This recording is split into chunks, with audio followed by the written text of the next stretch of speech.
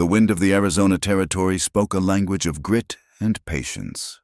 It had sculpted the red mesas for 1,000 years, sanding them into monuments of endurance.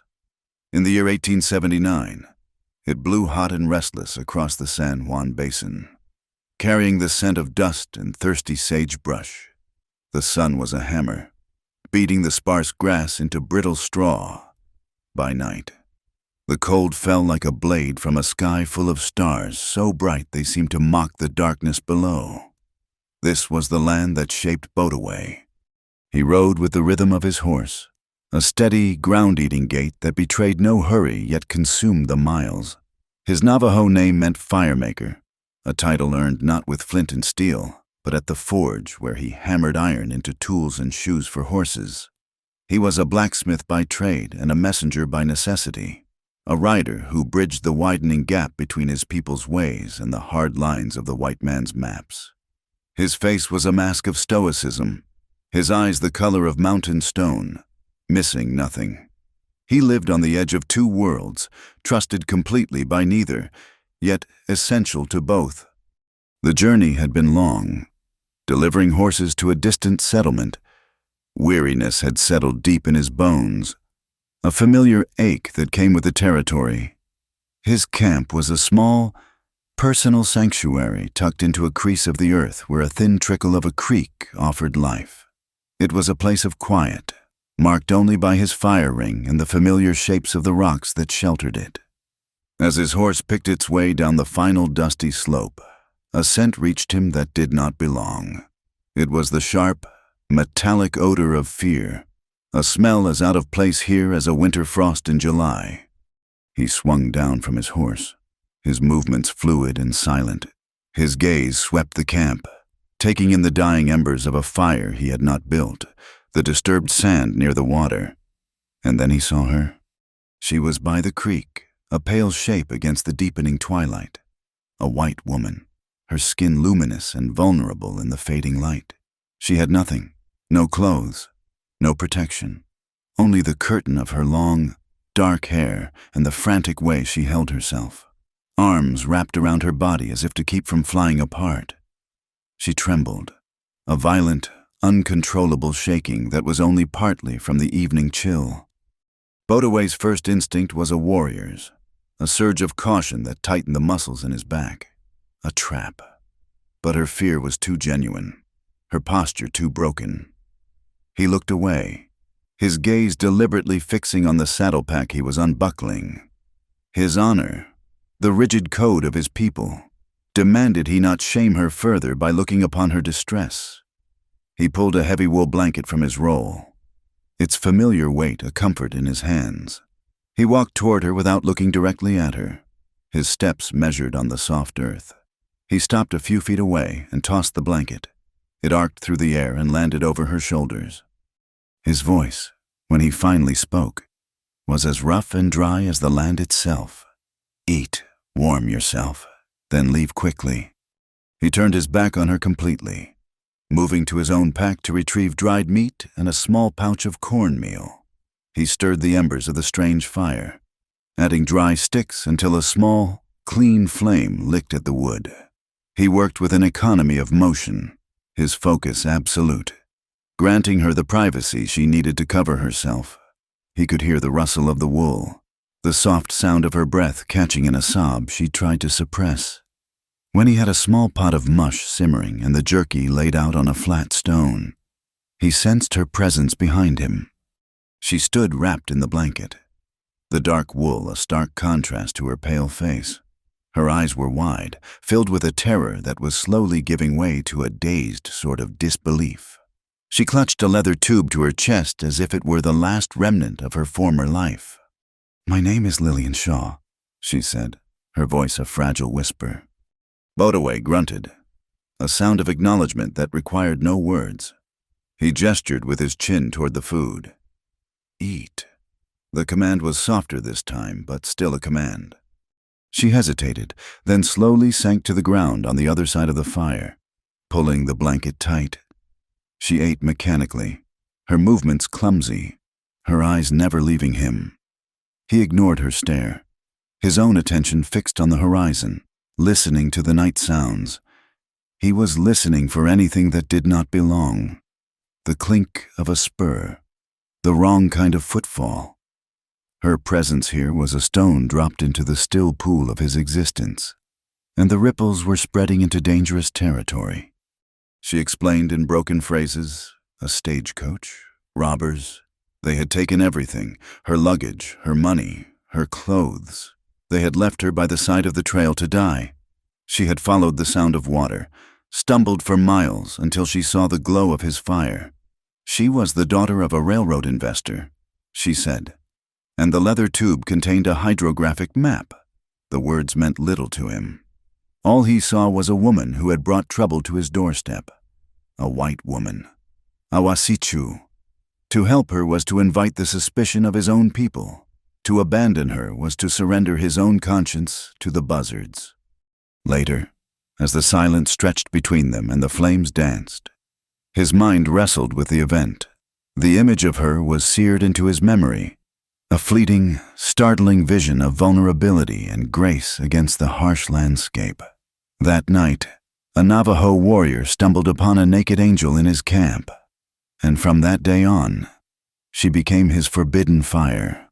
The thought was a premonition, a quiet acknowledgement that the path of his life had just taken a sharp, irreversible turn. The snap of a twig broke the stillness. It was distant, but clear in the cold night air. Bodaway was on his feet in an instant, his body coiled. He had not been followed. This was something else. This was pursuit. He held up a hand, silencing the question that was forming on Lillian's lips. He moved to the edge of the camp, melting into the shadows of a large boulder, his eyes scanning the ridgeline. 3 riders, silhouetted against the starlight. They were moving slowly, methodically, reading the ground. They were good trackers. He saw the glint of moonlight on a rifle barrel. These were not common bandits. They were hunters. He moved back to the fire with a sudden, urgent grace. He kicked sand and dirt over the flames, smothering them in a cloud of hissing steam and smoke. Darkness fell upon the small camp, thick and absolute. "Come," he whispered, the single word a sharp command. He grabbed her arm, his grip firm but not bruising, and pulled her to her feet. He took the leather tube from her unresisting fingers and shoved it inside his own shirt. He took his rifle, his water skin, and a pouch of jerky. Everything else was left behind. "They are tracking you," he said, his voice low and tight. "Men from Red Mesa, Silas Creed's men." Lillian gasped, a small sound of recognition and renewed fear. Bodaway did not have time for her questions. He led her away from the creek, toward a narrow fissure in the rock face, a place that looked like a dead end, but was, to him, a doorway. The ground was treacherous, littered with loose stones that threatened to betray their position with every step. He moved with the certainty of a mountain cat, guiding her, supporting her when she stumbled, his hand a steady presence on her back. Behind them, they could hear the riders entering the camp. Voices carried on the still air, rough and angry at finding their quarry gone. A lantern flared to life, its yellow beam cutting wildly through the darkness. They were close, too close. Bodaway pushed her ahead of him into the narrow canyon. The rock walls rose up on either side, blotting out the stars. It was a tunnel of blackness, and their only guide was the feel of the cold stone under their hands and the sound of each other's breathing. He knew this path by memory. Every twist and turn, every place where a man could hide or be trapped. He pushed the pace, forcing her to move faster than she thought possible. Her breath came in ragged gasps, but she did not complain. The fear of what was behind them was a greater pain than the scrapes and bruises she was collecting. A shout echoed from the canyon mouth. The lantern light splashed against the entrance, casting their elongated, fleeing shadows against the far wall. They had been seen. The first shot was a deafening crack that ricocheted off the canyon walls. A chip of rock exploded from the wall next to Bodaway's head, stinging his cheek. He shoved Lillian forward, shielding her body with his own as he pushed them around a sharp bend in the passage. They ran, scrambling over fallen rocks, their lungs burning. Another shot rang out. This time, he felt it. A searing, white-hot pain tore through his left shoulder. It was like being struck by a bolt of lightning. He grunted, stumbling, but caught himself against the rock wall. He did not slow down. The pain was a new reality, a fire that sharpened his senses. He had to get them out of this narrow channel, this perfect shooting gallery. He saw the opening he was looking for, a steep, narrow chimney leading upward. It was a hard climb, but it was their only chance. Up, he commanded, his voice strained. He gave her a push, helping her find the first handhold. She looked back at him, her eyes wide in the gloom, seeing the dark stain spreading across his shirt. She did not hesitate. She began to climb, her fingers searching for purchase on the rough stone. Bodaway followed, his rifle slung over his good shoulder, the pain in his other arm a throbbing beat that matched the pounding of his heart. Every upward pull was an agony, but he locked the pain away, focusing only on the climb, on the woman above him, on the shouts of the men falling further and further behind. They reached the top and collapsed onto a wide ledge, hidden from below. They were breathing hard, their bodies trembling with exertion and adrenaline. The shouts from the canyon floor sounded frustrated now, and then they began to fade as the riders gave up the chase in the dark. For the moment, they were safe. Bodaway leaned against the rock wall, the world tilting slightly. He looked at Lillian. In the faint starlight, he could see the dirt smudging her face, the wildness in her eyes. She was no longer the broken victim he had found by the creek. She was a survivor. She looked at his shoulder, at the blood that was now soaking his sleeve and dripping onto the stone beneath him. A profound and unspoken thing passed between them in that moment. The hunt, the flight, the shared danger, and the sudden wound had forged a bond that neither of them had asked for, but both now had to acknowledge. The chase had begun, and his blood had been the price of entry. The pain in Bodaway's shoulder was a hot, insistent coal, but he pushed it to the back of his mind. Survival was a more pressing fire, on the ledge, under a sliver of moon. The world was reduced to stone, wind, and the ragged sound of their breathing. Lillian Shaw tore a long strip from the hem of her borrowed petticoat, her movement surprisingly steady. She worked in the near darkness with a focused intensity, cleaning the wound with water from his skin and a touch that was gentle but firm. He endured it in silence, his jaw tight, watching her. The fear was still in her eyes, but something else was growing there now, a hard kernel of resolve. They rested for what was left of the night, a sleep that was more like a state of wary stillness, before the first hint of dawn painted the eastern sky. Bodaway was awake. He led them away from the canyon, moving north across a broken landscape of rock and stunted juniper. He walked with a slight list, favoring his wounded side, but his pace never faltered. He knew the land, its hidden paths, its secret places of water, its unforgiving truths. He was a part of it, and it was a part of him. As they traveled, Lillian spoke. Her voice was low, urgent, as if the words themselves were a heavy burden she had to set down. The leather tube, she explained, was not just a map. It was a testament, the final work of her mentor, a geologist who had believed that knowledge should serve the land, not the men who sought to conquer it. He had spent years studying the Red Mesa region, convinced that the government surveys were incomplete, perhaps deliberately so. "This map proves him right," she said, her hand instinctively touching the tube still tucked inside Bodaway's shirt. "It shows a series of underground aquifers, a vast network of water that flows beneath the desert, feeding the springs and creeks on the Navajo side of the river. It is a source of water that is constant, that does not depend on the seasonal rains."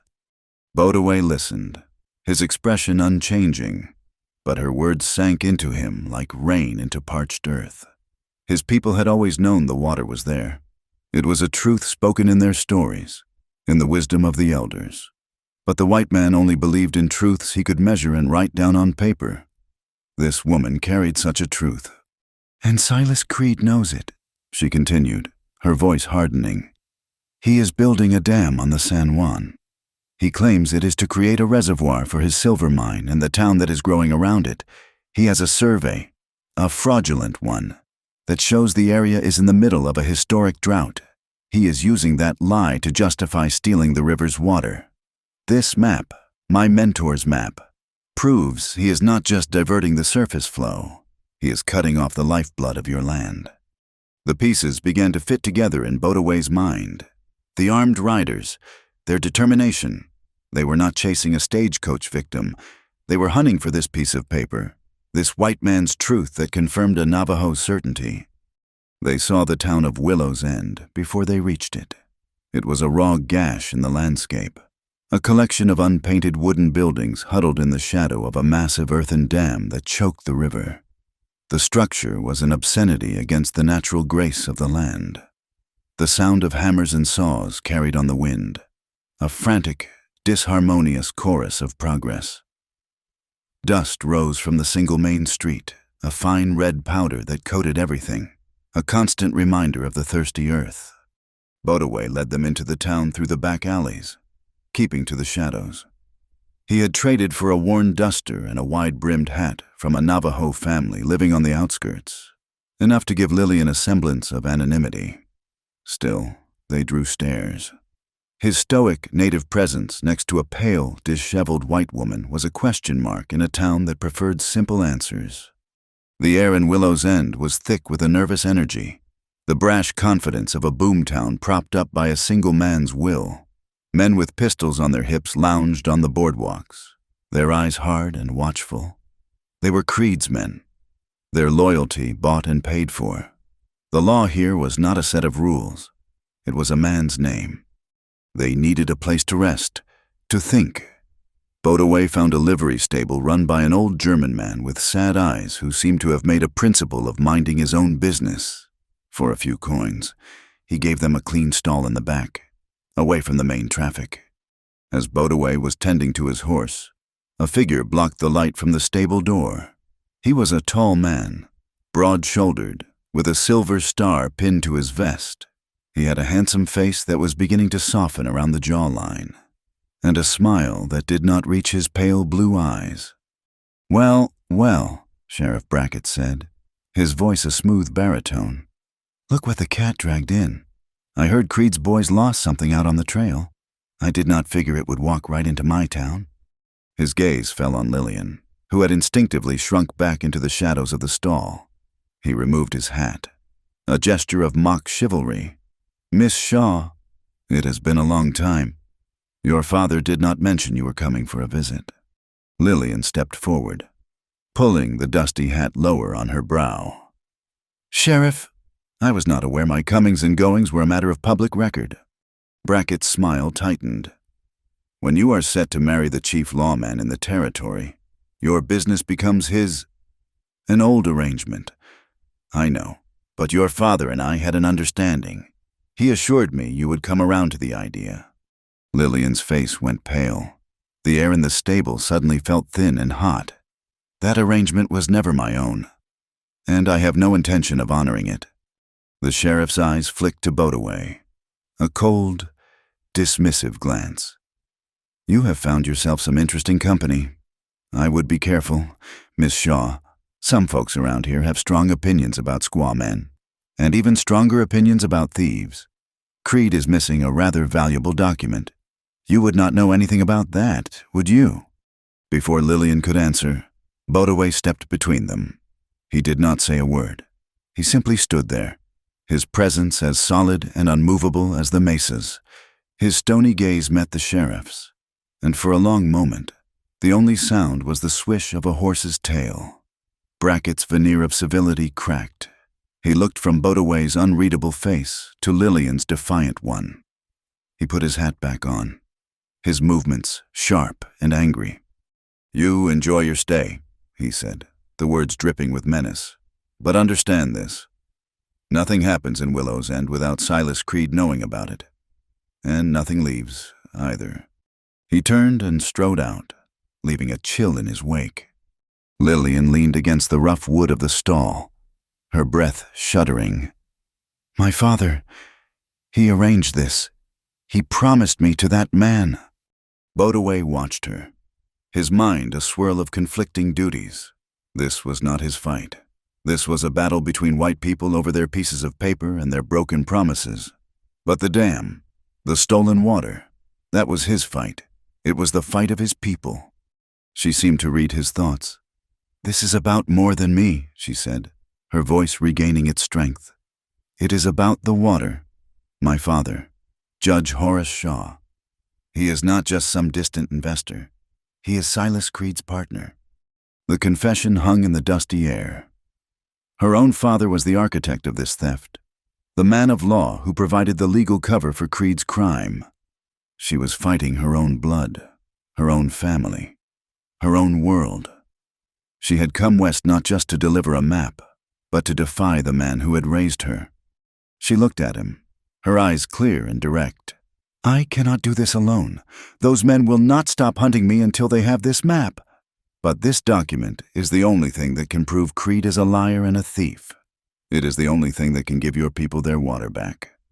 Bodaway felt the weight of his ancestors on his shoulders. He heard the whispers of the elders, warning against the ways of the Wasichu. But he also saw the truth in her words.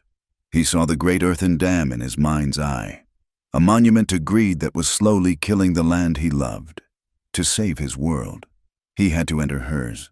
To honor the ways of his people, he had to trust an outsider. The conflict tore at him, a silent, internal war. Helping her could bring the wrath of Creed down on him and make him an outcast among his own. But to turn away, to let Creed succeed, was a deeper betrayal. It was to let the fire of his people be extinguished, drop by drop. He looked at the wound on his shoulder, a physical reminder of the choice he had already made. He had bled for her.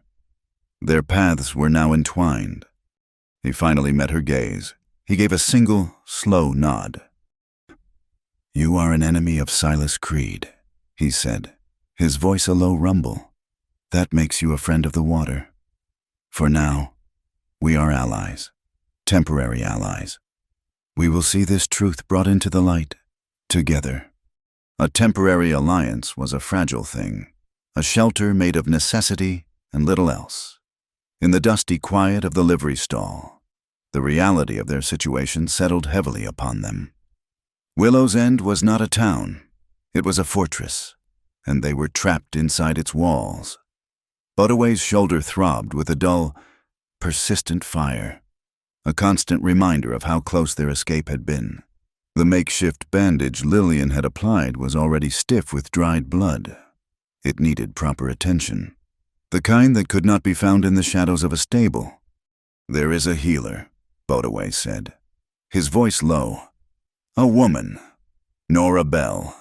She deals in herbs and medicines, and sometimes she sets bones for the miners.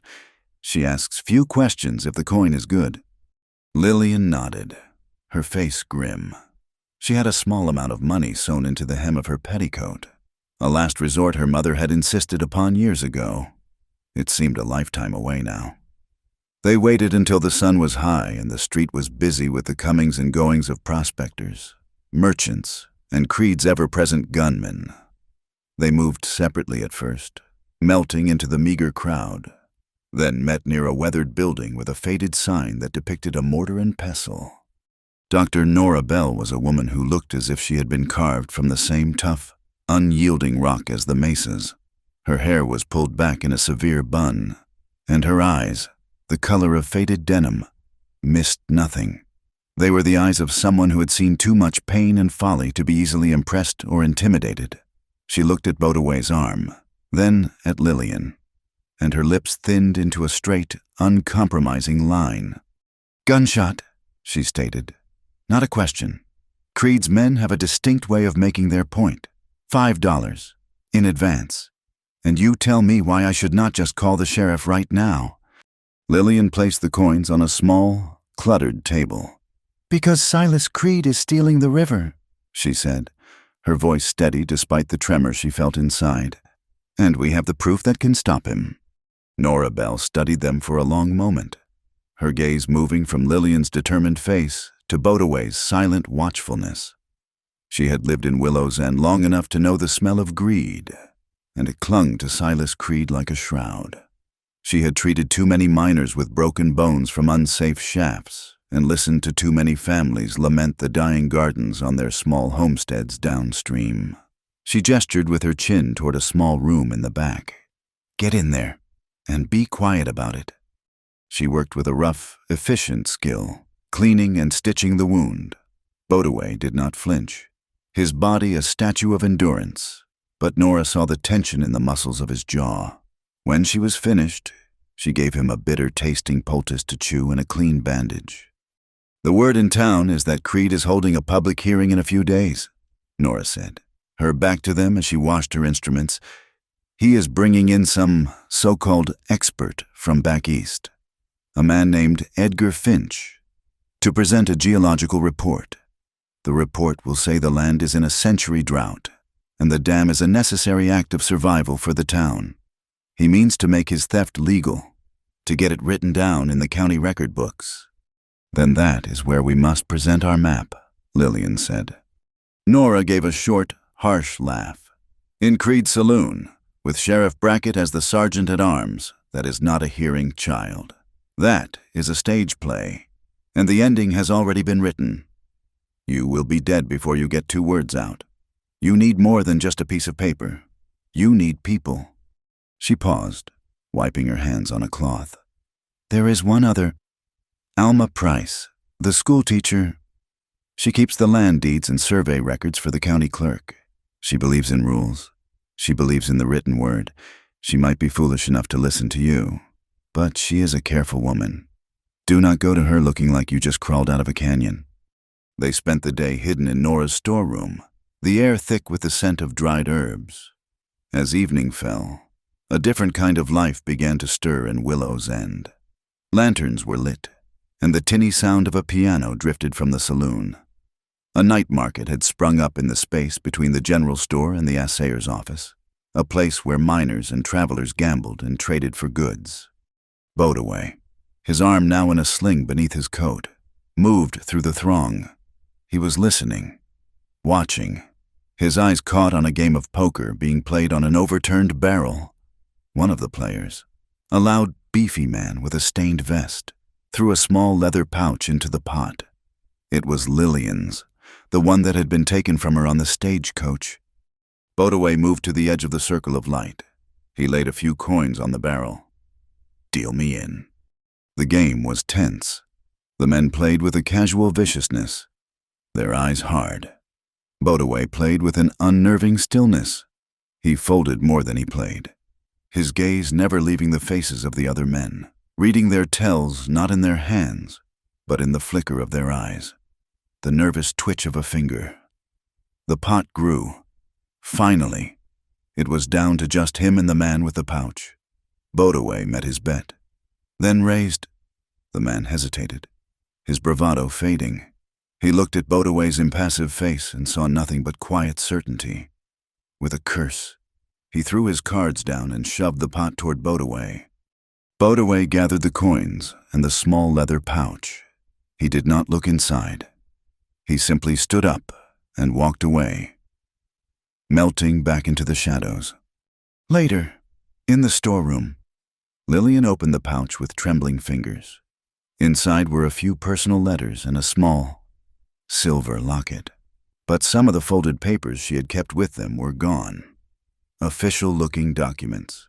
Receipts for geological survey equipment her mentor had purchased. Someone went through this, she whispered. They knew what to look for. It was not a random robbery. There is someone else. Someone on the inside. The next day, guided by Nora's careful instructions, Lillian went to see the schoolteacher. Alma Price was a plain, serious woman with intelligent eyes behind spectacles.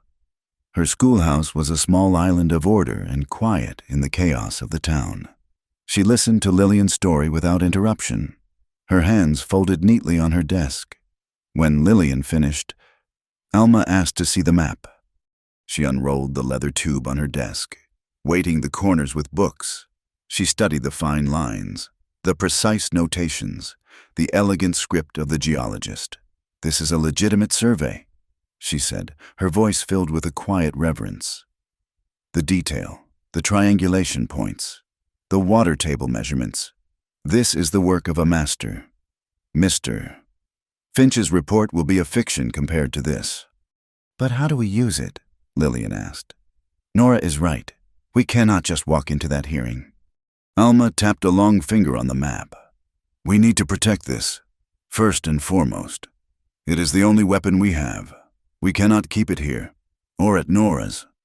Creed's men could tear both places apart. We need somewhere they would never think to look, somewhere public, yet untouchable." Her eyes drifted toward the window, which looked out on the small, steeple-topped church at the end of the street. She looked back at the map, then at Lillian. "The church bell," she said. "It is hollow. No one has rung it in years. It is the perfect hiding place." That night, under the cover of a moonless sky, the three of them crept toward the church. Alma picked the lock on the service door with a hairpin, her movements deft and practiced. Inside, it was cold and silent. A narrow, rickety ladder led up to the bell tower. Bodaway, despite his wounded shoulder, insisted on making the climb. He took the leather tube and ascended into the darkness, the ladder creaking under his weight. A few moments later, he returned. "It is done," he whispered. They were about to leave when a strange wind began to blow, carrying with it a fine, stinging dust. A dust storm was rolling in off the desert, a sudden, violent squall. They could not risk going back out onto the street. Bodaway spotted an old, abandoned stable behind the church. They hurried inside, pulling the heavy doors shut just as the full force of the storm hit. The wind howled outside, and red dust seeped through the cracks in the walls, filling the air with a hazy gloom. It was a small, enclosed space, filled with the faint scent of old hay and dry rot. They sat in silence for a while, listening to the fury of the storm. The shared danger, the secret they now held, created a strange intimacy between them. Lillian looked at Bodaway, who was staring out a small, grimy window at the swirling vortex of sand and wind. "Are all Navajo men this quiet?" she asked, her voice soft. A genuine question. He turned his head slowly, his dark eyes meeting hers in the dim light. "Men who talk too much are often slow to shoot." A small smile touched her lips. It was the first time she had seen a hint of humor in him. The air between them shifted, warmed by the small exchange. She noticed he was holding his wounded shoulder stiffly. "Let me look at that," she said, her voice gentle. She unwrapped the bandage. The wound was clean, but the skin around it was inflamed. She took a clean cloth from her reticule and, using the last of the water from her own canteen, began to carefully clean the area around the stitches. Her touch was professional, yet tender. He did not pull away. He sat perfectly still, allowing her this small act of care. The world outside raged, a chaotic symphony of wind and grit. But inside the small stable, there was a profound quiet. It was a quiet built of respect, of a shared purpose, of a trust that was slowly, cautiously beginning to grow between two people from different worlds, bound together by a common enemy and a fragile map hidden in the heart of a silent bell. The storm was a living thing, a great beast of grit and fury that threw itself against the flimsy walls of the abandoned stable. The air grew thick and red, tasting of iron and ancient stone. Inside, the world was reduced to the howl of the wind and the small space of shared darkness. Lillian finished tending to Bodaway's wound, her hands moving with a practiced calm she did not feel. The quiet intimacy of the moment was a fragile bubble in the heart of the chaos, a brief respite before the next inevitable struggle. They could not stay. Willow's End was a cage. and the bars were closing in. When the wind finally began to lose its edge, shifting from a roar to a mournful sigh, Bodaway moved. "The storm provides cover," he said, his voice a low murmur against the dying wind. "We leave now." He led her out into a world transformed. The street was gone, buried under a smooth blanket of red dust. The air was hazy, and the late afternoon sun was a dim, bloody eye in the sky. They moved like ghosts through the deserted backways of the town, their footsteps making no sound in the fresh drifts of sand. Every shadow seemed to hold a threat. Every gust of wind sounded like a footfall. But the storm had driven everyone indoors, providing the shield they needed. They retrieved Bodaway's horse from the livery, the old German owner simply nodding as they left, his face a mask of weary resignation. They rode out into the painted desert, a vast, silent expanse of colored badlands and sculpted rock that stretched to the horizon. The storm had scoured the landscape, leaving it raw and exposed. Bodaway dismounted and led the horse, erasing their tracks as they went with a cleverness born of a lifetime spent in this unforgiving place. He guided them away from the known trails, into the labyrinthine heart of the desert, a place where only the Navajo knew the secret paths. For 2 days they traveled, the silence broken only by the plod of the horse and the whisper of the wind.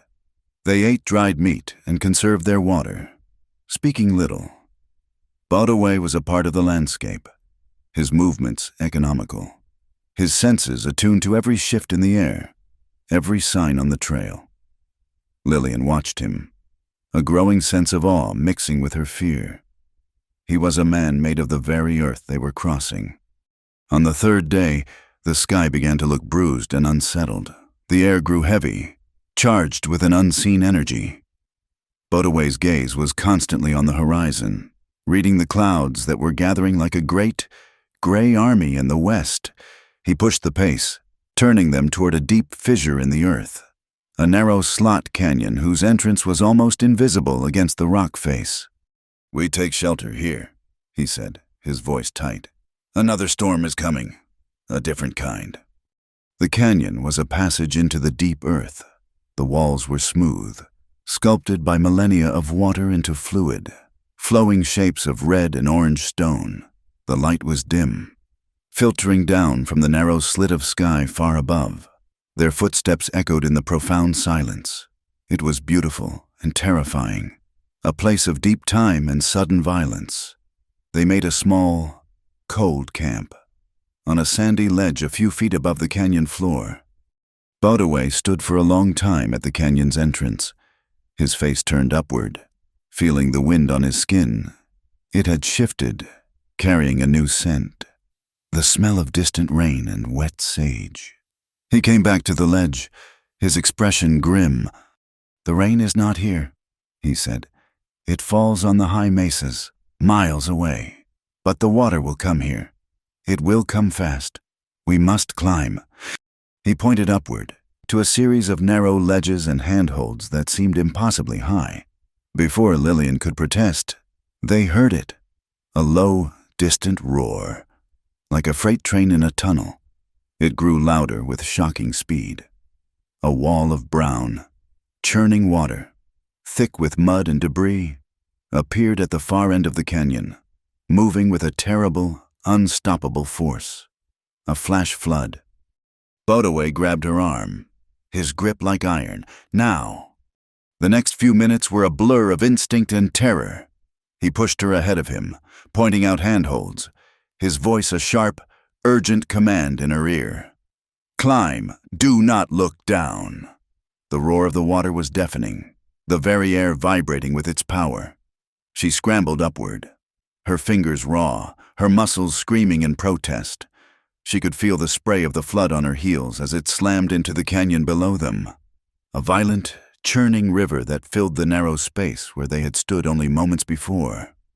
They found refuge on a high, wide ledge, collapsing against the cold stone, their bodies trembling.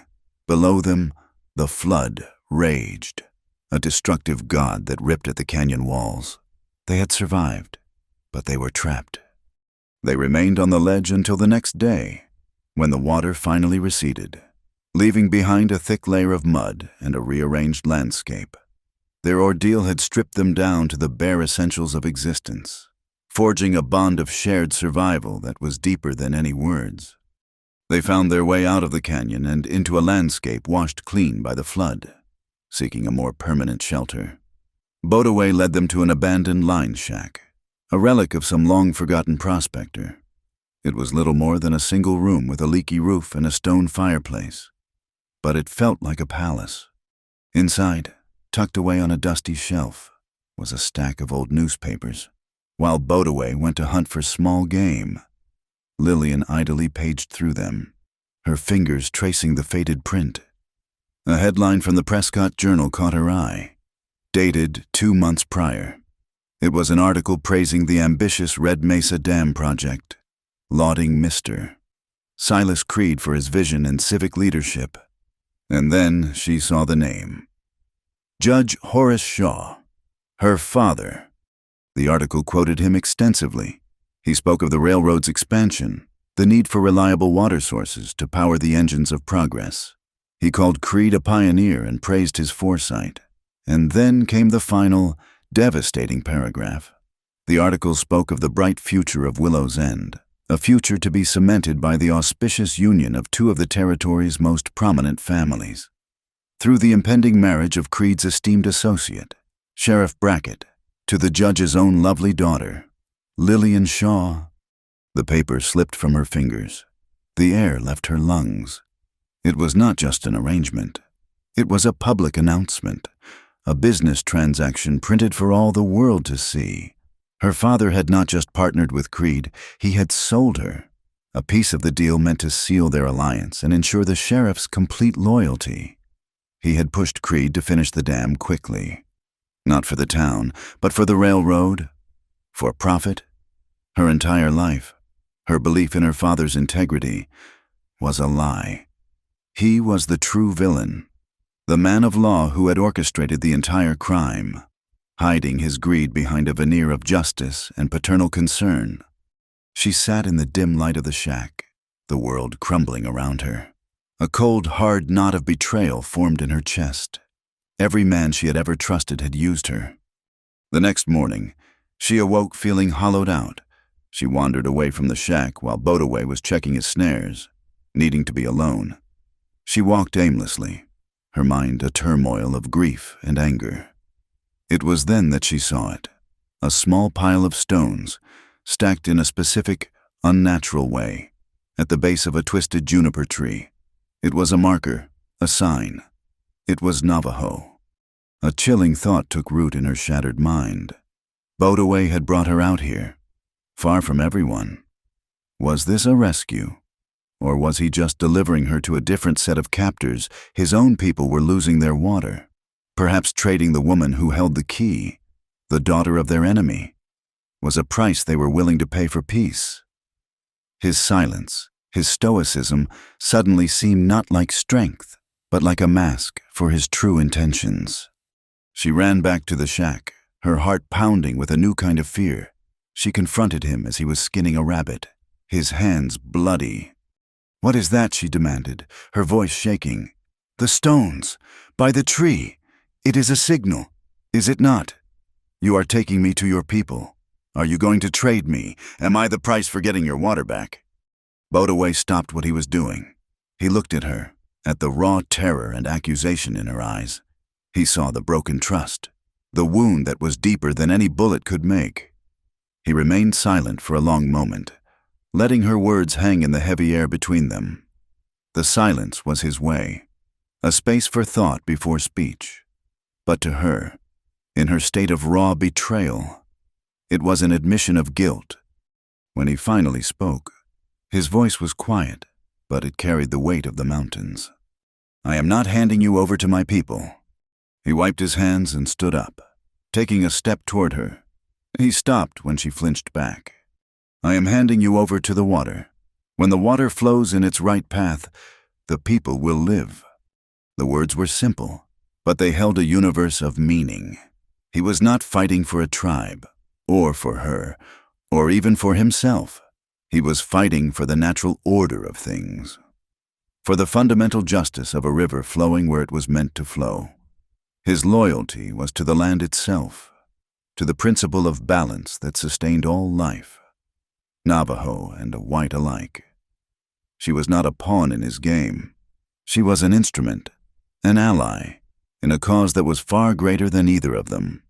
She stared at him, the frantic fear in her chest slowly receding, replaced by a profound, humbling understanding. She had been seeing the world through the narrow lens of her own betrayals. He saw it as a whole, a living system where one act of greed could poison everything. His fight was not for revenge. It was for restoration. In that moment, her trust in him was reborn, no longer the fragile hope of a victim, but the solid conviction of a true partner. The return to Willow's End was a descent into the lion's den. They moved under the cloak of a pre-dawn mist, slipping back into the town that felt more like a prison than a sanctuary. They met with Nora Bell and Alma Price in the quiet order of the schoolhouse. The four of them, a small knot of conspirators against the weight of a town built on a lie. The air was thick with a brittle tension, the unspoken knowledge that the day would bring either a victory for justice or their complete ruin. The hearing was to be held in the Grand Saloon, a choice that was in itself a declaration of Silas Creed's power. He was turning the heart of the town's vice into a chamber of law, blurring the line between the two until it ceased to exist. The place was packed. Miners in dusty clothes stood shoulder to shoulder with merchants in stiff collars. Creed's gunmen lined the walls, their hands resting casually on their pistols, their presence a silent promise of order, on their terms. At a long table at the front sat Silas Creed himself, a man whose expensive suit could not hide the predatory stillness in his eyes. Beside him was Sheriff Brackett, looking smug and proprietary, and a pale, nervous man with spectacles whom they knew must be the expert, Edgar Finch. Presiding over it all was a circuit judge with a drooping mustache and eyes that seemed permanently fixed on the glass of whiskey at his elbow. The proceedings began with a theatrical gravity. Silas Creed spoke first, his voice smooth and reasonable. He spoke of progress, of taming a harsh land, of providing prosperity for the good people of Willow's End. He was a benefactor, a visionary. Then he introduced Edgar Finch. Finch unrolled a series of large, impressive-looking charts. He spoke in a dry, academic tone, his voice droning on about rainfall averages, geological strata, and historical weather patterns. He used words like aridification and aquifer depletion. His conclusion was simple and stark. The region was in the grip of a drought the likes of which had not been seen in 100 years. The San Juan River was drying up. The dam, he argued with his charts and numbers, was not an act of theft, but an act of preservation, a necessary measure to save the town from dying of thirst. It was a masterful performance, a lie dressed in the fine clothes of scientific fact. When he finished, a murmur of approval went through the crowd. The judge nodded sagely, as if he had understood a single word of it. "Now," he said, his voice slurring slightly, "does anyone have cause to dispute this expert testimony?" This was their moment. Lillian rose, her heart hammering against her ribs. She felt Bodaway's presence behind her, a silent, solid wall of support. "I do," she said, her voice clear and carrying through the saloon. "My name is Lillian Shaw, and I dispute it. Mr. Finch's report is a fraud." A hush fell over the room. Silas Creed's smile did not waver, but his eyes narrowed. Sheriff Brackett shifted in his chair, his hand moving closer to his pistol. "And on what grounds do you make such a serious accusation?" Miss Shaw, the judge asked, peering at her over his whiskey glass. "On the grounds of a superior survey," Lillian replied. "A true hydrographic map of this region, completed over 5 years by the late Professor Alistair Finch. A map which proves the existence of a permanent underground water source that this dam will cut off, destroying the Navajo lands downstream." She had their attention.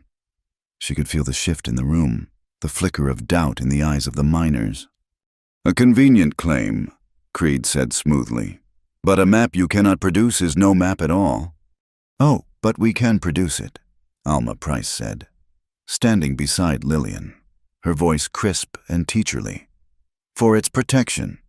The document was placed in the safest, most public, and most sacred place in Willow's End. It is in the church bell.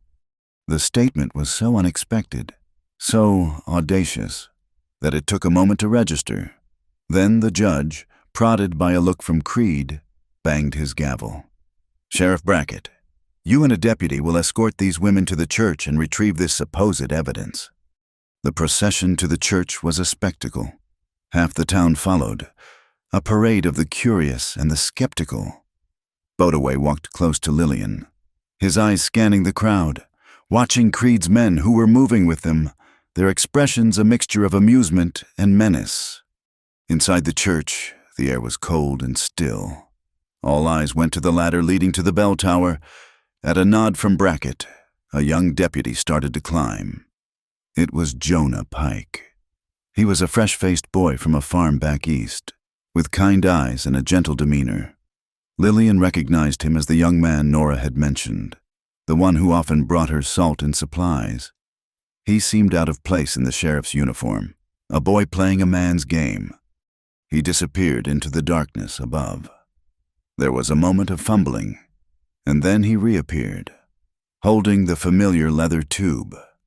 He descended the ladder and handed it to Sheriff Brackett with a nervous glance at Creed. Brackett carried the tube back to the saloon with a theatrical flourish. He placed it on the table in front of the judge. The whole room held its breath, with a smirk. Brackett pulled the cork from the end of the tube and shook out the contents. A rolled-up piece of parchment fell onto the table. The judge unrolled it. The room was silent. Lillian leaned forward, her heart soaring. Then she saw it. The map was a crude, childish drawing, a clumsy sketch of a river and some mountains, with the words "treasure map" scrawled across the top in charcoal. A wave of laughter swept through the saloon. It was a cruel, mocking sound. Lillian stared, her blood turning to ice. It was not their map. It had been switched. Their proof, their only weapon, was gone. The judge slammed his gavel. This is an outrage, an insult to this hearing. He glared at Lillian and Alma. You have wasted our time with this childish prank. But it was there Alma insisted, her face pale with shock. I saw him put it in the tube. Perhaps your witness was mistaken, Creed said, his voice dripping with false sympathy. He turned his gaze on Deputy Jonah Pike, who was standing by the door, looking as if he were about to be sick. Deputy Pike, you were present when Miss Price secured this document, were you not? And you have been its custodian since, please, for the record. Confirm for the court that this document, Mr.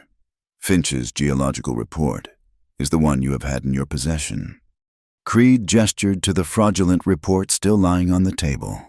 The lie was audacious, breathtaking.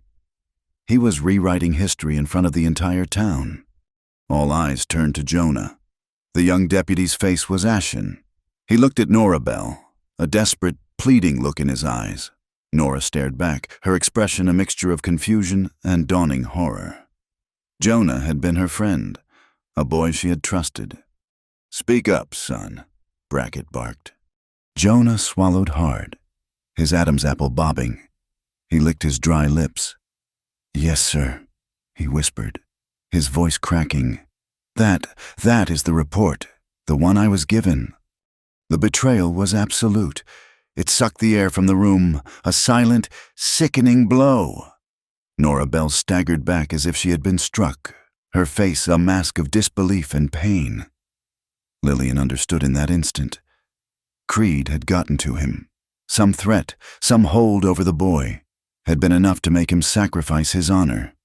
In the chaos that followed, as the judge began to formally dismiss Lillian's claim, a wiry man in a bowler hat, one of Creed's known detectives, moved swiftly.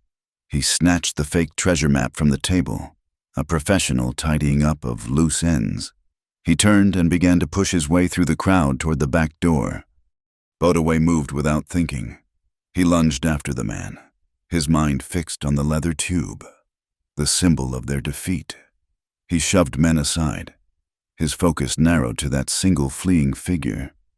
He was halfway across the room when a different movement caught his eye.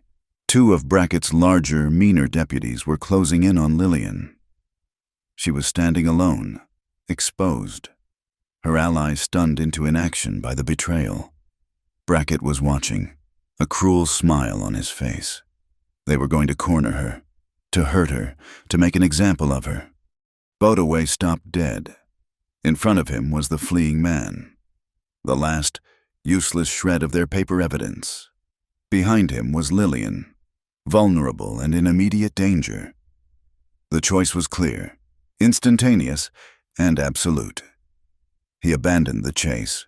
He turned, and in 2 long strides, he was in front of Lillian, his body a shield. He did not draw a weapon.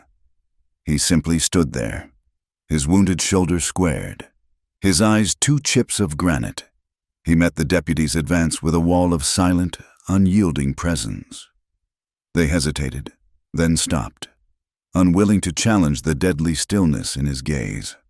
The judge's voice cut through the tension. "This claim is dismissed for lack of evidence. These proceedings are concluded." His gavel fell with a final, hollow thud. It was over. They had lost. Creed was triumphant, his victory complete. Lillian, Bodaway, Nora, and Alma stood in the middle of the saloon, surrounded by hostile faces. Their reputations shattered, their cause defeated. They had brought the truth to the light, and the town had laughed at them before snuffing it out. As they walked out of the saloon into the harsh, unforgiving sunlight, the weight of their failure was a physical thing, a crushing burden on their shoulders. They had lost the proof, and with it, they had lost all hope. The walk out of the Grand Saloon was the longest walk of Lillian's life. The jeers and laughter followed them, a physical force that pressed down on her shoulders. Defeat was a bitter, metallic taste in her mouth. Outside, the sunlight was an accusation. They had failed. Not just failed, but been made fools of.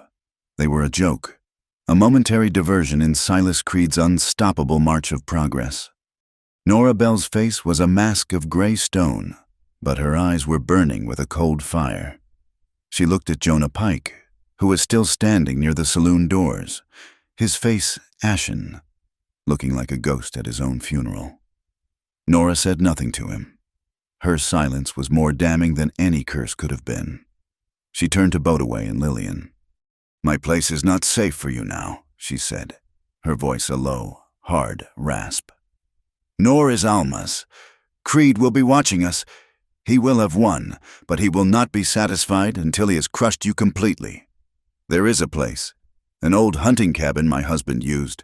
Years ago, it is high on the slopes of the canyon country, a place the ancestors called Tsegi. You will be safe there for a time." She gave Bodaway directions, a map drawn not on paper but in words, describing rock formations and the turn of dry creek beds. It was a map only he could read. "There are supplies there," she finished. "Not much, but enough. Go now. Do not look back." The journey was a silent one. They left Willow's End under the cover of dusk, 2 shadows slipping away from a town that had cast them out.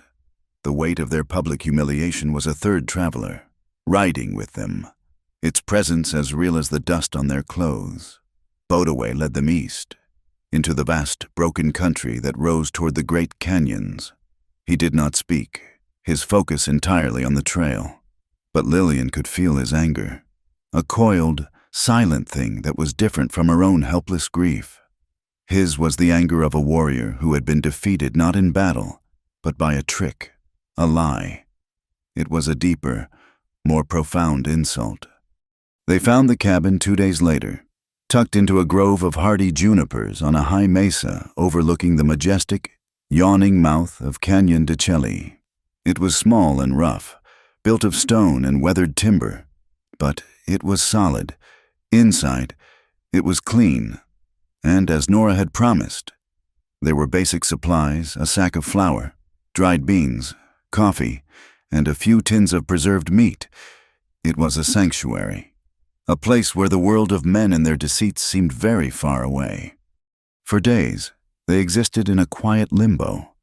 The raw wound of their failure was slow to heal. Lillian would find herself replaying the scene in the saloon, the mocking laughter, Jonah's pale, treacherous face, the crude drawing of the treasure map. It was a carousel of shame that turned endlessly in her mind. Bodaway was a silent presence. He hunted. He repaired the cabin's leaky roof. He chopped wood. His physical actions a defense against the stillness of his thoughts. He treated his own wound with a practiced indifference. But Lillian saw the way he sometimes moved his shoulder, the flicker of pain in his eyes that he could not quite hide. One night, the cold of the high desert descended with a particular ferocity. A wind moaned through the junipers, and the stars seemed to crackle in the black, frozen sky. They sat close to the small stone fireplace, the only source of warmth in the vast, indifferent darkness. The flames danced, casting their shadows long and wavering against the rough wooden walls.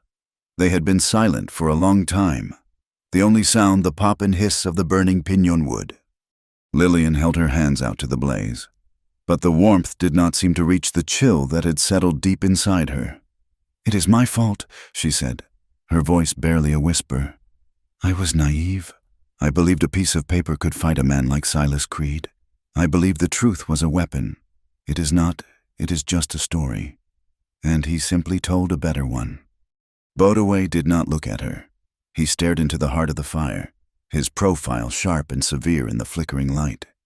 "The truth is a weapon," he said, his voice a low rumble. "But you must know how to use it. You brought a map to a gunfight." His words were not cruel, just honest. She had come from a world of courtrooms and contracts, a place where the written word was supposed to have power. He came from a world where power was simpler, more direct. "I trusted him," she said, the words a raw confession. "Jonah, he seemed so young, so decent. I never imagined he could be so cowardly." "He was not a coward," Bodaway said, surprising her. "He was afraid. Fear is not the same as cowardice. A coward runs. A man who is afraid can still stand and fight." He did not. Creed found what he was afraid of losing and used it against him. Lillian thought of the boy's desperate, pleading look to Nora. It had not been the look of a traitor, but of a trapped animal. Creed had not bought his loyalty. He had broken his will. Bodaway fell silent again, and the fire consumed the space between them. Lillian watched him, seeing in the firelight the lines of weariness around his eyes, the tension in his jaw that never seemed to fully relax. He had lost as much as she had in that saloon. More, perhaps. He had lost a chance to save his people's future. She spoke again, her voice soft, drawn from a place of deep sadness. "When I was a little girl, my father would take me through the cotton fields my mother's family owned. He would talk about the land, about legacy, about building something that would last. I see now he was not talking about the land. He was talking about money, the fields, the railroad. Even me. We were all just pieces in his ledger book, assets to be managed and traded." Bodaway turned his head and looked at her. He saw not the determined woman who had faced down a saloon full of hostile men, but the lost child who had just discovered her father was a monster. His own memories stirred, ghosts rising in the smoke of the fire. He remembered the blue-coated soldiers, the long walk, the faces of his family, gaunt with hunger and despair. He remembered the elders who had died on that journey, their stories turning to dust in their mouths. It was the guilt of the survivor, the burden of carrying the memory of those who had been lost. "My people have a story," he said, his voice so low she had to lean forward to hear. "It says that when a man does a great wrong, he does not just steal from another, he breaks the world. He creates a hole, and everything begins to fall into it. Your father, Creed, they have broken the world. We were trying to mend it." His words were a comfort, a reframing of their failure not as a personal defeat, but as a battle in a much larger war. They sat in a shared silence, no longer just allies, but two wounded people finding solace in a shared fire. The lace on the front of Lillian's dress had come untied. Bodaway reached out, his calloused fingers surprisingly gentle as he retied the simple bow. It was a small, practical gesture, but it was filled with a profound and protective tenderness. He then stood and went outside, returning a moment later with a handful of tough, fragrant desert grasses. He sat back down and, with deft, practiced movements, began to weave them into a thin, intricate circlet. He finished and held it out to her. He took her left hand and gently slipped the circlet over her wrist. It was not a piece of jewelry, but a symbol, a promise. "From tonight," he said, his voice quiet but absolute. "If we are still alive when the sun rises, we are kin. We will see this through together." He did not release her hand. The air in the small cabin grew thick, charged with all the unspoken things that had passed between them. He leaned forward, and she met him halfway. He touched his forehead to hers, a gesture of profound communion, of two souls acknowledging each other in the vast wilderness. Then, his lips met hers. It was a kiss that was not about passion, but about solace. It was gentle, hesitant, a quiet affirmation in the face of despair, a promise of warmth against the encroaching cold. It was the taste of smoke and jerky and the dry, clean scent of the desert. And it was the first moment of true peace Lillian had felt since she had stumbled into his camp. They broke apart, but he kept her hand in his. They watched the fire burn down, the silence between them no longer empty, but filled with a new, unspoken understanding. Bodaway's gaze was fixed on the glowing embers, his mind turning over the pieces of their defeat. A lie had beaten them, a trick. The professor who had drawn the map was a man of science, of precision. He would have known his work was dangerous. He would have anticipated that men like Creed would try to steal or destroy it. Would he have left it in a simple leather tube, or would he have hidden the true map, leaving the one in the tube as a decoy? A memory surfaced, the words of the old blacksmith who had taught him his trade, a man who believed that truth was forged in fire and had to be hammered into shape. He could hear the old man's gruff voice, a lesson given over the ringing of the anvil. "The truth," the old man had said, "is not always in the place you are told to look. It is often hidden in a place that must be measured, every single day, measured every day." The words echoed in Bodaway's mind. What in Willow's End was measured every day? The whiskey in the saloon, the silver ore from the mine, and the river itself. He sat bolt upright, his hand tightening on Lillian's. "The old gauging station," he said, his voice sharp with sudden revelation. "Downstream from the dam. The town does not use it anymore, but it is still there. A small tower with a water clock inside, to measure the river's flow." Lillian stared at him, not understanding. "Your mentor, the professor, he was a man of measurement," Bodaway continued, the pieces clicking into place with a sudden, brilliant clarity. "He knew Creed. He knew the risks. He would not have left his life's work in a simple tube. He would have hidden it. The truth is hidden in a place that must be measured every day. He hid the real map inside the mechanism of the water clock." Hope, sharp and fierce, pierced through the fog of Lillian's despair. It was a wild, improbable chance, a guess based on a half-remembered riddle. But in the quiet darkness of the cabin, with the warmth of the fire on her face and the feel of Bodaway's hand still holding hers, it felt like the only truth left in the world. The journey back to Willow's End was a grim pilgrimage. Hope was a fragile, flickering candle they carried in the face of a hurricane. It was a mad plan, a desperate gamble based on a dead man's riddle and a blacksmith's intuition. But it was all they had. They moved by night, avoiding the main trails, their conversation clipped and purposeful. The time for despair was over. Now was the time for action. They split up at the edge of town. Lillian went to Alma Price, while Bodaway, a ghost in the pre-dawn shadows, slipped toward Nora Bell's apothecary. The plan was twofold: a pincer movement of intellect and force, while Bodaway and Lillian pursued the physical proof. Alma and Nora would marshal the one force Silas Creed had consistently underestimated the will of the people he was slowly destroying. In the schoolhouse, Alma's methodical mind went to work. She and Lillian drafted a petition, a formal appeal to the territorial government.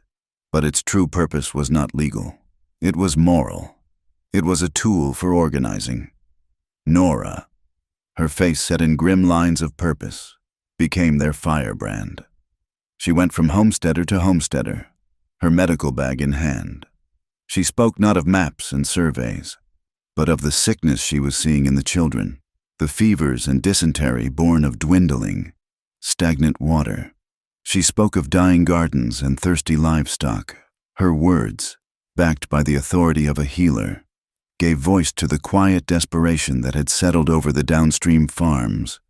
Slowly, cautiously, a trickle of support became a current. Men and women whose spirits had been broken by Creed's legal maneuvering and Brackett's intimidation found a new spark of courage in their shared misery. Alma collected their signatures, each name a small act of rebellion. The plan was to march on the dam itself, a peaceful but unyielding crowd, demanding that the sluice gates be opened to provide water for the sick. It was a diversion designed to draw the attention of Creed and his men, to create the chaos Bodaway and Lillian would need. As the sun climbed higher, casting the long shadow of the dam over the town, Bodaway and Lillian moved toward the river. The old gauging station stood apart from the main construction, a lonely stone tower on the riverbank, made obsolete by the new dam. It was a forgotten place, a relic of a time when the river had been measured instead of choked. They approached from the waterside, wading through the sluggish, shallow current. The air was heavy and still. The main door was rusted shut. Bodaway, with a grunt of effort, put his good shoulder to it, and the old wood groaned and splintered, giving way. Inside, it was dark and smelled of mildew and rust. A fine layer of silt covered everything. In the center of the room stood the water clock, a complex and beautiful piece of machinery. It was a marvel of brass gears and counterweights, designed to translate the river's rise and fall into the slow, steady tick of time. It was silent now, its heart stopped by the dying river. They worked with a desperate urgency, their only light coming from the slivers of sun that pierced the grimy windows. The mechanism was intricate, a puzzle of interlocking wheels and cogs. Bodaway, with his blacksmith's understanding of mechanics, took the lead, his strong fingers probing and testing. Lillian held a small hand mirror, angling the light into the dark corners of the machine. His fingers stopped on a large central gear. The main driver of the clockwork, it felt wrong. There was a slight thickness, a seam that did not belong. Pry bar, he grunted. Lillian found a short length of rusted iron pipe. Bodaway wedged it into the seam and carefully, patiently, applied pressure. There was a screech of protesting metal, and then a section of the gear's faceplate popped loose. It was a hollow compartment, designed with masterful skill to be all but invisible, and inside, wrapped tightly around the central axle and coated in a thin layer of protective grease, was a roll of oilcloth. Lillian's hands trembled as she took it. She carefully wiped away the grease and unrolled it on a dusty workbench. It was the map. It was her mentor's elegant, precise hand. The familiar lines and notations. The irrefutable truth of his life's work. She let out a breath she did not realize she had been holding, a sound that was half sob, half laugh. They had found it. A shout from outside shattered the moment. They looked at each other, their triumph instantly turning to ice. Through a window, they saw Sheriff Brackett and a half-dozen of his men converging on the tower. Their diversion had been discovered. Or perhaps it had not been enough. Before they could react, the door burst open. Brackett stood there, a triumphant sneer on his face. "I knew you would come slithering back, looking for this, I imagine." He was not alone. Behind him, stepping out of the shadows, was Judge Horace Shaw. Lillian's father. He looked at her not with paternal concern, but with the cold, appraising stare of a man looking at a flawed piece of merchandise. "Lillian," he said, his voice a blade of ice. "Always so dramatic. I came to clean up your mess, to put an end to this unfortunate little rebellion before it truly embarrasses the family. Give the map to the sheriff." "No," she said, her voice shaking but firm, clutching the oilcloth to her chest. The judge sighed, a sound of theatrical weariness. "Do not be a fool. This is not a game. It is business. The railroad needs this water. Progress demands it. Your sentimentality is a luxury we cannot afford." Just as Brackett started to move toward her, another figure appeared in the doorway. It was Deputy Jonah Pike. His face was pale and slick with sweat, his eyes wide with a desperate, hunted look. He held a pistol in a trembling hand, but it was pointed at the sheriff. "Leave her alone, Brackett," Jonah said, his voice cracking. The judge laughed. "A short, ugly sound. The boy has a conscience. How quaint. Silas warned me you were a weak link." Jonah ignored him, his eyes fixed on Lillian. "I am sorry," he choked out, tears welling in his eyes. Creed. He has my family's farm. The mortgage. He was going to turn them out. I could not." He looked at the map in her hands. "Do not let them have it. Bring the truth to light. For all of us." Brackett, seeing his opportunity in the boy's emotional state, drew his own pistol with a lightning speed. He fired. Jonah, in a final, redemptive act, threw himself in front of Lillian. The bullet slammed into his chest, and he collapsed to the floor, the map falling from Lillian's stunned fingers. The shot was a signal. Outside, a roar went up from the direction of the dam. The diversion had begun. Nora and Alma's army of farmers had arrived. In the confusion, Bodaway acted. He grabbed the fallen map and shoved it into Lillian's hands. "Go!" he yelled, pushing her toward a back window. He pulled a small, tightly wrapped bundle from his coat. It was a stick of blasting powder from the mine, a tool of his trade.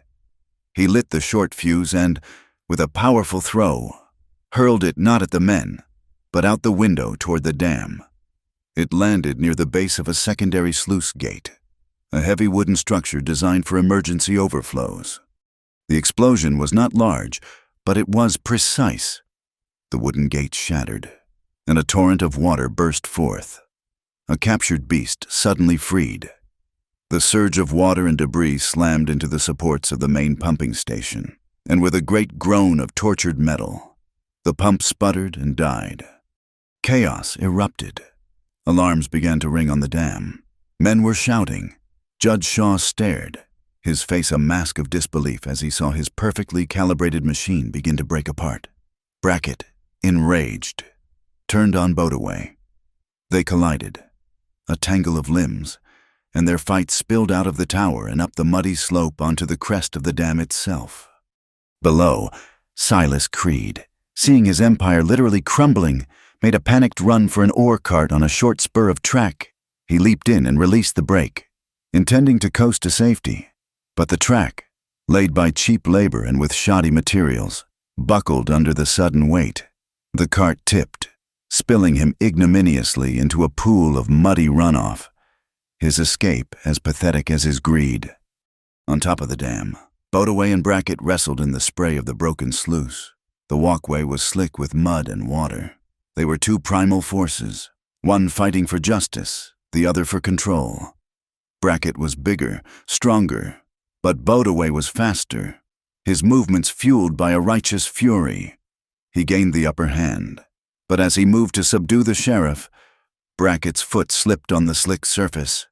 With a cry of shock, he lost his balance and tumbled over the side, landing with a splash in the churning waters of the spillway below.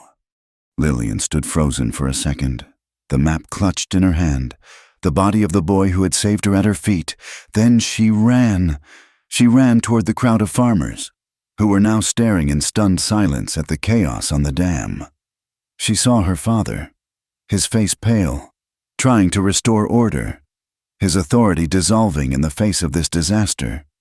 Just as some of Creed's men began to regroup, another figure rode into the clearing. He was a man in a dark suit, with a calm, authoritative air. He held up a hand, and his voice cut through the noise. "Federal Marshal James Rowe," he announced, "by the authority of the United States government, this dam and all associated properties are hereby seized pending a full investigation. Judge Shaw, you are under arrest." The farmers and townspeople, emboldened by this new authority and enraged by the judge's blatant treachery, surged forward, surrounding him, their faces a sea of accusation. Judge Shaw looked around, trapped, his power gone, his world broken by a Navajo blacksmith, a schoolteacher, a healer, and the unwavering conviction of his own daughter.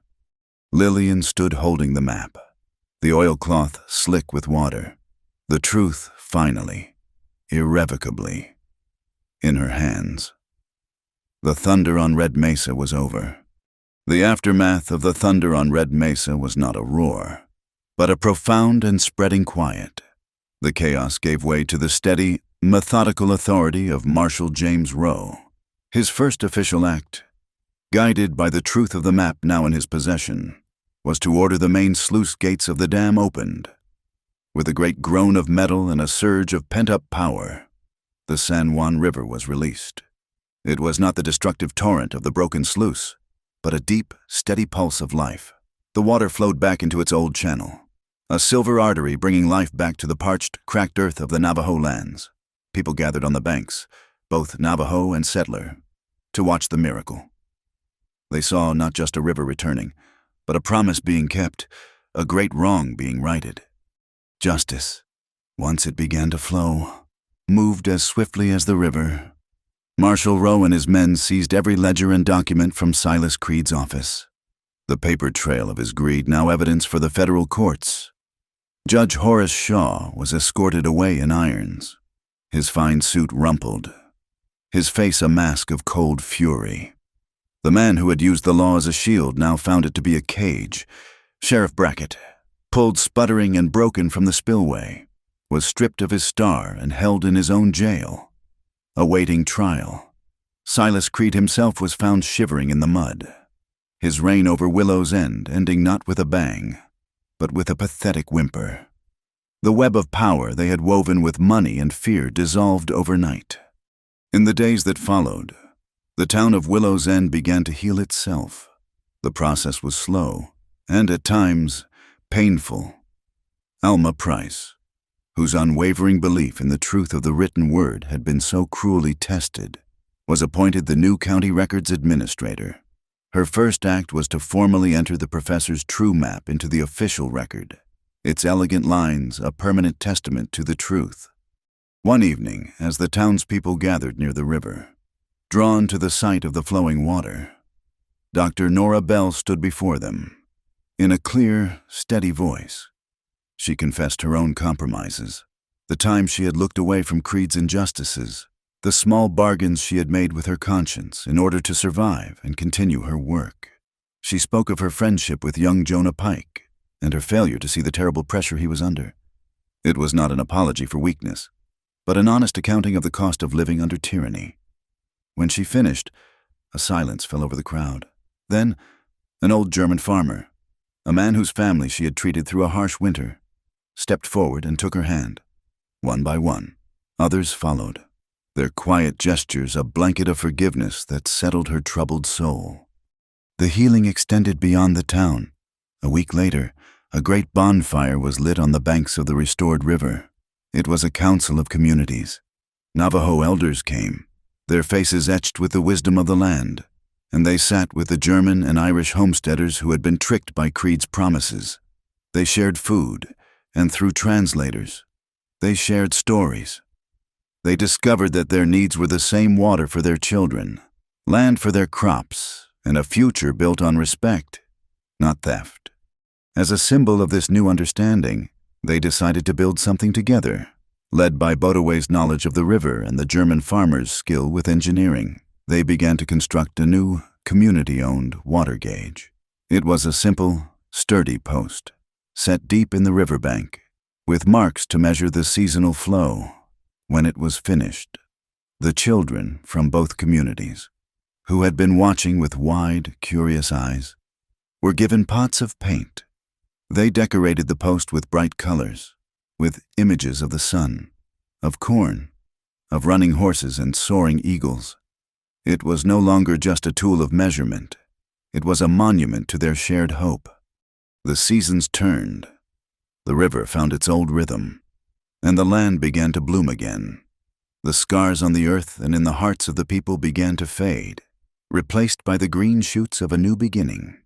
One autumn afternoon, when the cottonwood trees along the river were a blaze of gold, a ceremony was held on a high bluff overlooking the water. Bodaway and Lillian stood before a Navajo singer. Their wrists were bound together with a brightly colored sash, a symbolic tying of their spirits. The singer's chant was a prayer to the holy people, a blessing on their union, a weaving of their lives into the great tapestry of the land. Later, they had a second ceremony, a quieter one, in the small, sturdy log house Bodaway had built with his own hands, with Nora and Alma as their witnesses. They spoke simple vows, promises that honored Lillian's traditions. They had blended their two worlds, creating a new one that belonged only to them. Bodaway, the maker of fire and the mender of iron, became a builder. Across the small creek that ran near their cabin, he built a bridge. It was made of wood, simple and strong, its planks smooth and welcoming. He had not just connected two pieces of land, he had built a bridge of people, a path between his world and hers, a place where they could meet in the middle. Time passed, and the house filled with a new kind of warmth.